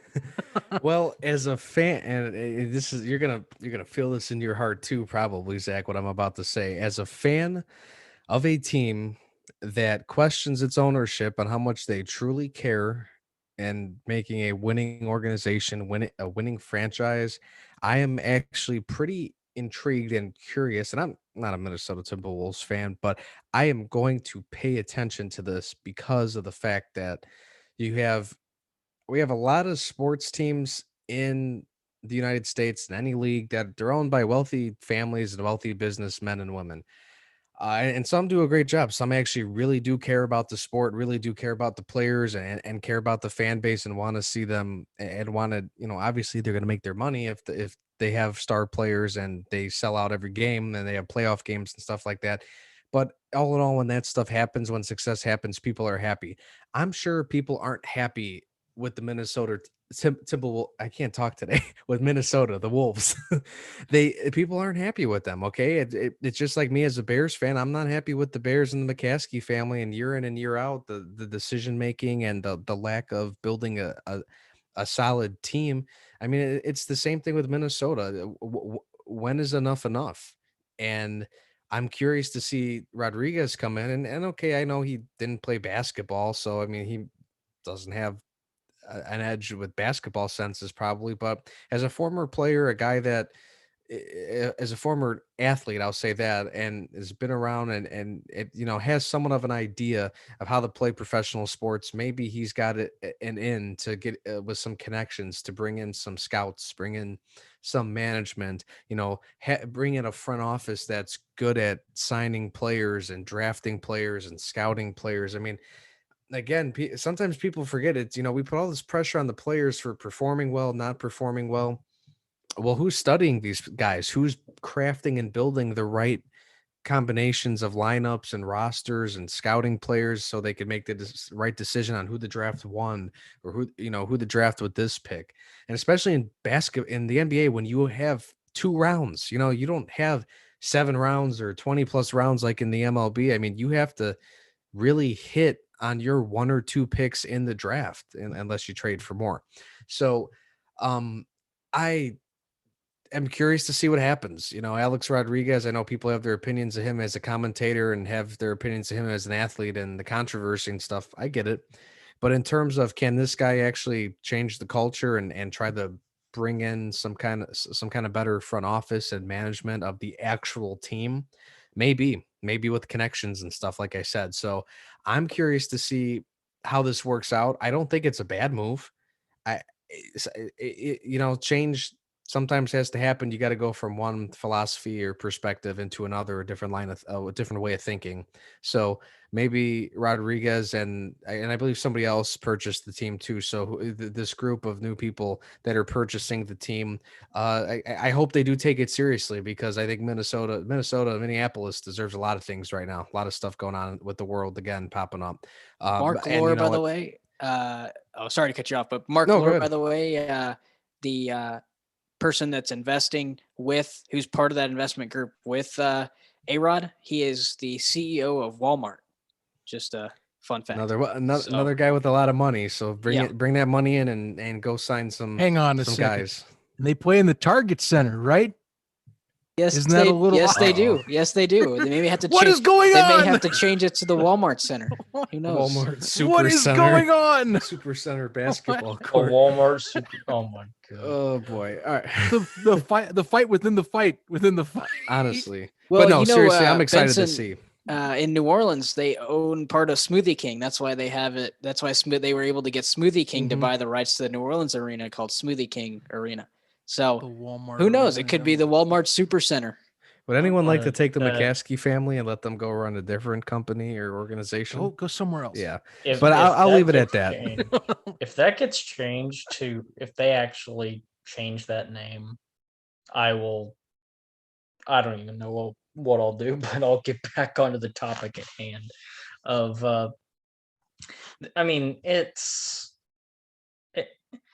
nice. I know we've talked about on this podcast in previous episodes, not here recently because it hasn't been in the headlines, but I know when Derek Jeter bought was a part of the group that bought the Marlins, we talked about that, just an overall former players buying teams. I think that's a goal of athletes when they, I mean, we look at Michael Jordan buying. Usually, we see it like Derek Jeter for the Marlins baseball, Michael Jordan with the Hornets basketball. Like the player who played that sport, they want to stick in that sport.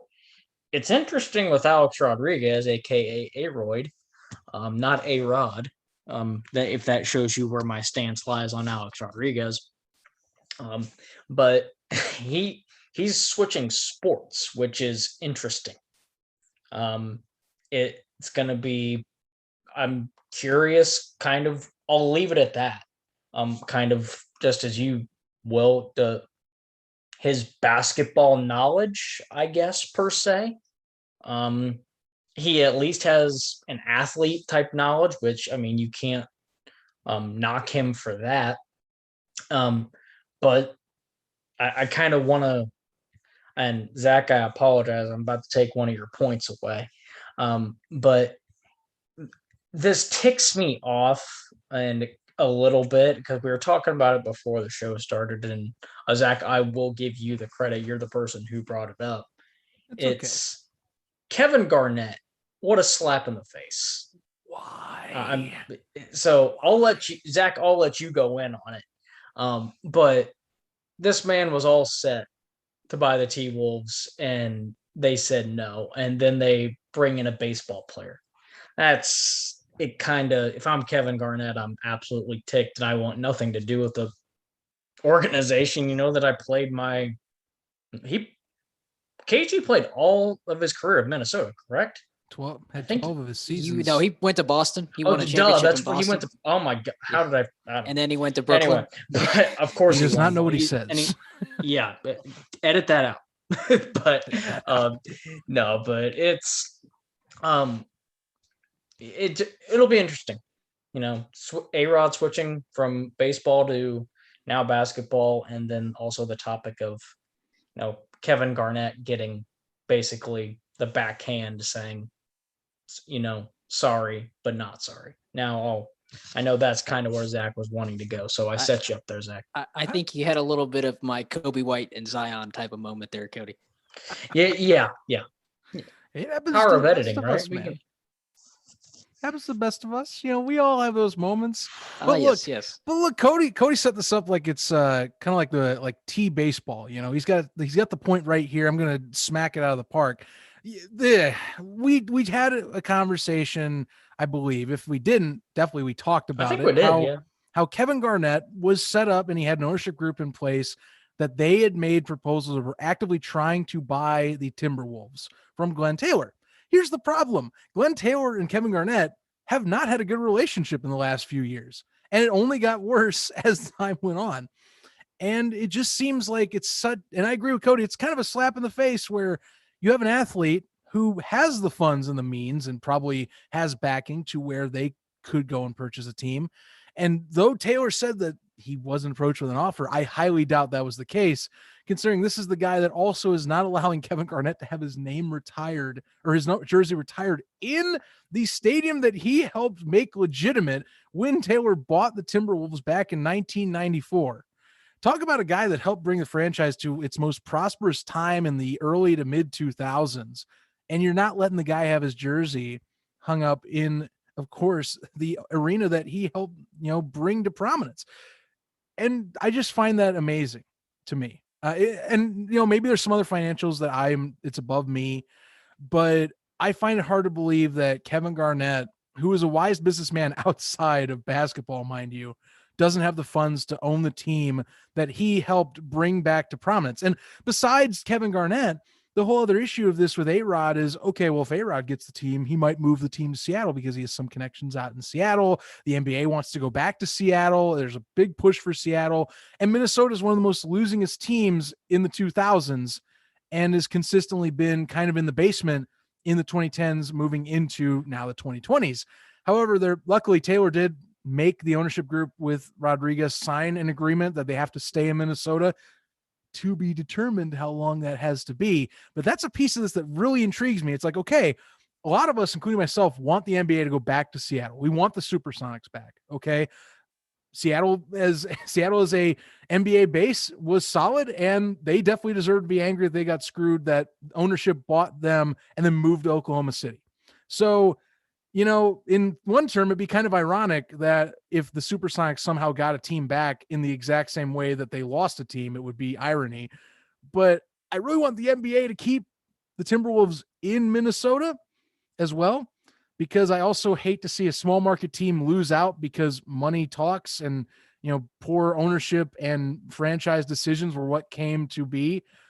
Credit the Timberwolves have been great in their community, it sounds like, but, losing teams lose money. And I hope that they're able to turn things around in the area that they're at. I would rather have it that the NBA, since it's already talking about expansion, goes to Seattle as an expansion team. Don't move the Timberwolves. Again, the agreement's in place. That doesn't mean always jack squat, because again, the Oklahoma City Thunder, before they were the Thunder, their ownership said they were staying in Seattle. So agreements don't always mean things. I find that fascinating. Just the entirety of this buyout, you just have to I feel terrible for Garnett, but I feel so antsy, even with that agreement from Taylor, as a Wolves fan, knowing that my team still could move if we don't turn things around. Because I'll tell you right now, Seattle fans they'll be completely fine, even if that roster was a losing roster, just because of the fact that their Supersonics will be back playing in downtown Seattle again, no matter what the cost is. And who else has talked about being a part of an investment group to bring back basketball, or the NBA, to Seattle, is Russell Wilson. He has said multiple times as he would put up the money with an investment group to try and bring the Supersonics back, because he has noted how the Seattle Storm of the WNBA, their games are sold out and they're packed. And he said if we brought the Supersonics back, it'd be the same thing, if not more. So they definitely should. The expansion, I think, makes sense. You have all the owners. And again, the NBA is already talking like they want to expand the league up anyway. So why not go? I mean, you can go to 32 if being honest. I mean, honestly, Seattle and Las Vegas are sitting right there for the taking. You just have to finally commit to that. Those are two markets that, besides maybe Tampa Bay finding something, or maybe if you for some reason wanted to explore St. Louis, which I don't know if you do that. Seattle and St. Louis, or Seattle and Las Vegas, are too ravenous right now to where it's like, just go there, especially Las Vegas with betting getting better and they're getting more and more sports as the years have gone by. Why not? You already have a WNBA team there too. Why not? Both of them have WNBA teams that don't have NBA teams coinciding with them. Do it. NBA, don't move Minnesota. Just put some expansions in there in the most obvious spots that you've already set up. No, it definitely makes sense with what you're saying about expansion there, Zach, and Seattle is obviously like I mentioned earlier with the quote from Wilson saying, if you have the WNBA Storm games that are sold out easily, the KeyBank Arena out there, which is in downtown Seattle, would sell out for Sonics games as well. fun fact, I have a couple fun facts on this one. Kevin Durant was he still has a house there, apparently, from what I've read, because he was drafted as a Supersonic before the team moved to Oklahoma City back in 2007 when he was drafted. So interesting fact there. My second interesting fact there is about the getting back on the Minnesota Timberwolves hiring a baseball player and executive in Alex Rodriguez. You know what other team hired a baseball executive in another executive position from another sport outside of baseball? Paul DePodesta with the Browns. They hired him back, early back in, a couple years ago, and they hired him from baseball, from the Mets, to be an executive with their team. So again, will be interesting to see how Alex Rodriguez, somebody from baseball, coming in, handles an NBA team, and how hands-on he'll be in the process, in the draft process, the free agency process, all that stuff, and kind of the knowledge that he builds up. And I mentioned Mark Lore earlier. I said he is the CEO of Walmart. I don't think that they will change the name of the arena to Walmart Supercenter, because he is stepping down in that role later on this year, and he's like investing in United Airlines, and he's investing in creating an eco-friendly future city. I don't know what that means, but that's just what the information that I've gained about the second man in that investment group with Alex Rodriguez. Now. So what would you say, Zach? I was saying, you got me hooked now. I'm wanting to see what this future city. Yeah. He's apparently wants to create an eco-friendly future for the world and create an eco-friendly and eco-sustainable future city. That's his next project, as well as investing in United Airlines. Does it involve money? Money? I mean, it probably does. Honestly, he's worth over like $2 billion plus. So, wow. All right. He's definitely got the cash flow to make it happen, along with making it rain. Making it rain. I see. Notice how there's no money in my hand. Yes. I don't have $2 billion to my name. So I wish all four of us could just make an investment group, and we could strong arm the McCaskies. I know. Please, let's get a GoFundMe. Yes. I'm sure there's a lot of Bears fans. I would not strong arm Virginia out, though. I'd feel terrible. It would be like, Virginia, you get to live out your life.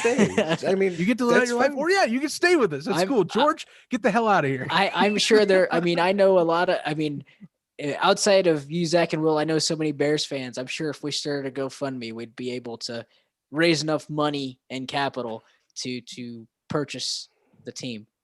If we were to convince Bears fans, a couple enough. lemonade stands, a couple GoFundMes.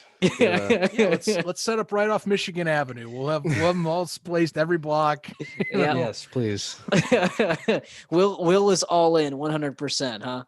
I'll talk to my boss and my company, see if we could get some commercial ads to play in between our traffic reports. Yes. So try to get some, spread the awareness out there to those. Billboard advertising still good. We could do that. Cody, would you like to join this we could get Brian Urlacher's freaking bald or hairy now hairy head off the screen when you're passing down the Dan Ryan to the Jane Byrne interchange, and help Zach and Will buy the freaking Bears. That's such a staple going to O'Hare Airport too. Like it's there like all the time, even though I haven't driven Cody, downtown. I leave for 2 seconds to fill you in on this. I had mentioned my last fun fact was that Mark Lore is stepping down from Walmart to create an eco-sustainable city. That's just like to invest in creating an eco-sustainable city. And I said he's worth $2 billion plus. I'm so happy for him. Will has come up with the bright idea of starting a GoFundMe page and having. I said there's enough Bears fans that I know, and there's probably a ton of Bears fans out there in the world that they would give us enough money to where we could kick the McCaskies out and buy the Bears outright. So as an investment group with us. Feel free to join us if you'd like. Yeah. So I was going to say, would you like to join Count this me in, little, I guess. count this little investment group to buy the Bears? We'll get that trending too, Zach. A little Zion to Chicago and a Beyond the Press Box investment group. We'll get that trending as well.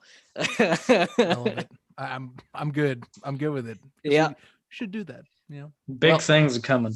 Big things coming to whoever's listening from Beyond Over the that Press orange Box. and navy horizon. Yeah. Becoming an But- entrepreneur.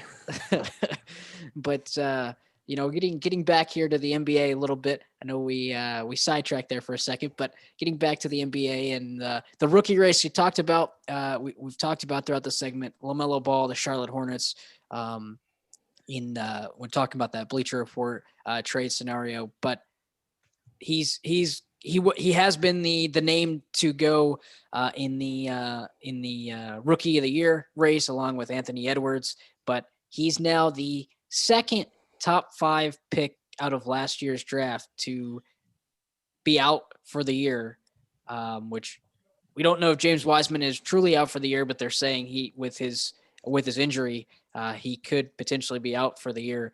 James Wiseman of the Golden State Warriors, with his injury, how does that affect the rookie of the year race overall? I mean, well, it's Anthony Edwards' award to lose. No offense to James Wiseman. I don't think he probably would have caught Anthony Edwards, because Anthony Edwards, I mentioned this, I think I can't remember when we mentioned the LaMelo Ball injury. I think it was either last week or 2 weeks ago. But Anthony Edwards is balling. I don't know, he's gotten over that rookie wall or whatever. He is starting to become the focal point for the Wolves. And you would think, oh, they have Karl Anthony Towns, D'Angelo Russell. No, it's Anthony Edwards. They're giving the ball to this rookie, and he's showing them what they can do, or what he can do.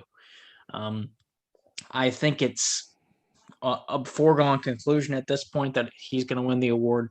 Kind of sucks that there's no anticipation much of, who's rookie of the year this year, because no, you have 2 of the top 3 rookies arguably go down. So yeah, it sucks, and hopefully Wiseman can. I don't know if the Warriors don't know exactly where they're at in terms of the standings. They're in the 10 seed, so they're kind of on the fringe right there. The Pelicans are right behind them, so Warriors could make the playoffs, and Wiseman could come back for that. But yeah, Yash, like you mentioned, it's pretty doubtful, and that sucks. I think it's a torn meniscus, so it sucks. And unfortunately, that means the rookie of the year race is going to be pretty non-entertaining. But Anthony Edwards will probably win that award, as he probably should now. Yeah, I mean, I wasn't going to say much on the race itself, because Wiseman has definitely been more of a work in progress in terms of where he's at right now with the Golden State Warriors. But, someone that consistently throughout the season has shown that, hey, this could be a solid draft pick that could add to the star power of the Warriors. They're trying to push for at least one more championship when you get Clay and Curry on the court. You have Wiggins, who has shown strides now that he's in Golden State this season. So, he adds on to what is going to be a good core, at least for 2022. So I'm happy with the growth he has, but no, I mean, it was going to be Edwards or LaMelo Ball, just based on what we've been seeing. And with LaMelo out, I'm still holding what I stated when LaMelo was knocked out in one of our recent shows. Edwards, this is probably his race to lose now, unless injury is to happen, which of course I wish no injury to happen to a player. But I mean, if an injury does happen to Edwards, that would be the only thing that could possibly derail it. Although even then, I'd claim at this point, if both of them are injured, in that case, you might argue that injury would be the tiebreaker, and I'd put Ball over Edwards at this point. But yeah, for Wiseman, it's been more of a work in progress type of season, one that I think gives the Warriors fandom a bit of hope in terms of them restoring themselves as one of the powers to the West maybe next year.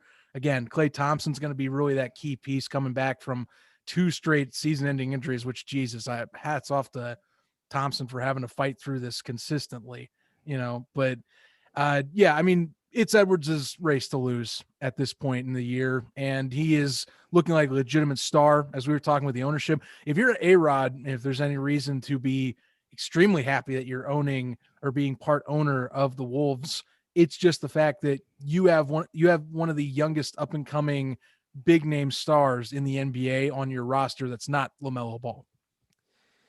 Oh, the injury bug in the NBA bites again. I feel like every time we have a podcast, we're talking about injuries now too, because it's like, I don't know what it is, but it really stinks, especially when it's affecting the future players of our league. I mean, this was, the hype for the rookie of the year race was awesome. And then, like a month ago when Ball got hurt and Wiseman's out, those were the two guys to really contest with Anthony Edwards. And look, Anthony Edwards has had a very solid year. I mean, he's averaging 17 points, 4 rebounds, 2 assists a game. Pretty solid. And yeah, he has, he goes, his efficiency goes up and down just like any rookie. It's as expected. But I mean, and again, we were just talking about earlier about, if you traded, Cat and tried to, rebuild the team and try something new. I mean, Anthony Edwards in just one season that's not even over yet and slightly shortened due to the pandemic concerns, having a really good year. And in a rookie class where, you kind of outside of him and Lonzo Ball and Wiseman, you're like, okay, where are the guys that are really racking up the points and the statistics? Well, Anthony Edwards has been balling out. He's had some great, outrageous, highlight plays, some awesome slam dunks and things like that. So it's unfortunate that Ball and Wiseman can't still be in the contention. I mean, they still are, but I mean, the odds are, at this point, it's the guy, it's the last man left standing at this point. But no, I'd have no argument for Anthony Edwards winning this award. He's been a very solid player and playing well for an organization that, again, they just can't really find any winning ways. And Anthony Edwards is one of very few reasons is why you hear so much about the Minnesota Timberwolves outside of, Karl Anthony Towns. So I have no problem with him getting the award. It's just a shame that injuries knocked out arguably the other 2 guys in the top 3. So, but Edwards, awesome if he wins it. I got no argument for that. Yeah, no, I like you all have said. I think the anticipation, the hype, has kind of died down now for the rookie of the year because of the injury bug that has hit both Ball and Wiseman. Like you said, the top 2 contenders against Edwards for the award, but Edwards has been a highlight reel. I've seen highlights upon highlights of him just going up over people for dunks, just 360, like, 3-pointers, 360 dunks, and phenomenal. What he looks, more mature than a rookie. I mean, obviously he's had his fair share of mistakes, but the way that he's playing, it seems like he isn't a rookie. He's been playing in the NBA for a little while. So, a phenomenal play by Anthony Edwards, and like Cody said, it's his award to lose. And just hopefully, Zach, like you mentioned, the fresh start, the rebuilding for the Minnesota Timberwolves. Hopefully, the new ownership will help bring that fresh start to Minnesota and help change that culture into more of a winning culture out there in Minnesota with the Timberwolves. It started to look with the firing of Ryan Saunders earlier this year. So now, hopefully they can, get themselves a stable head coach, and with this new ownership group can change that around. But before we end the show tonight, I just want to get your brief thoughts on the national championship game of the NCAA tournament that happened last Monday. The Final Four game between Gonzaga and UCLA. I know we touched on it last week. It was a thriller. went into overtime. Jalen Suggs hit the game winner there. But while the Final Four game there was a thriller, the national championship game, which I thought, oh, this one's gonna one up it because it's the national championship game. There's so much at stake, but it turned out to be not a thriller, but kind of a bummer. But I just kind of wanted to get your thoughts on the Baylor Gonzaga national championship game. I'll go ahead and, we got what we wanted. Well, 2 number ones, but we didn't get the result we wanted. But hats off to Baylor. And they absolutely manhandled.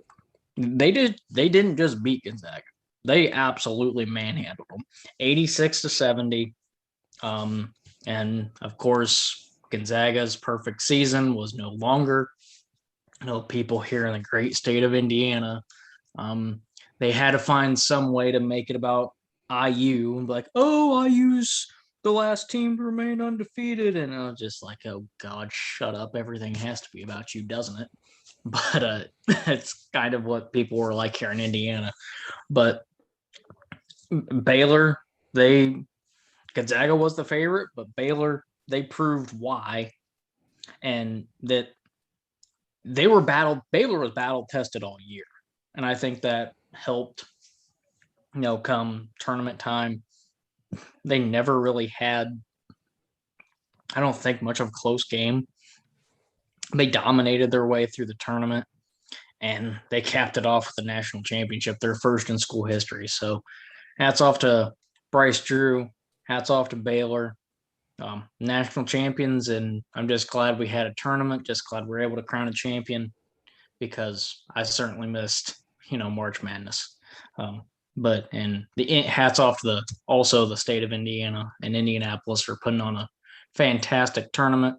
And like I said, we're able to crown a champion, and hats off to Baylor. Yeah, I'm just going to say Indy did a great job too. I'm adding into that. They did a great job with this tournament.